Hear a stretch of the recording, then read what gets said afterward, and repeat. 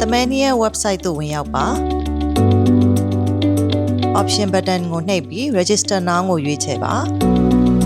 လိုအပ်သောအချက်အလက်များကိုမှန်ကန်စွာဖြည့်သွင်းပါ Password ကိုသေချာမှတ်သားထားပါ Create account and continue ကိုနှိပ်ပါဆက်လက်၍လိုအပ်သောအချက်အလက်များကိုပြည့်စုံမှန်ကန်စွာဖြည့်သွင်းပါ Continue ကိုနှိပ်ပါမှတ်ပုံတင်ကျောင်းသားကတ်သို့မဟုတ်မွေးစာရင်းတစ်မျိုးကို upload ပြုလုပ်ပါ Save ကိုနှိပ်ပါ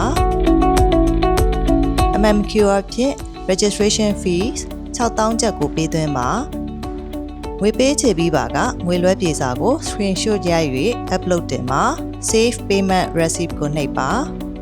payment ပေးသွင်းပေးသည့်နေ့မှစ၍တပတ်အတွင်း Mathemania Committee မှစစ်ဆေးအတည်ပြုပြီးအချက်အလက်များမှန်ကန်ပါက confirmation letter ကို email မှတစ်ဆင့်ပေးပို့သွားမည်ဖြစ်ပါသည်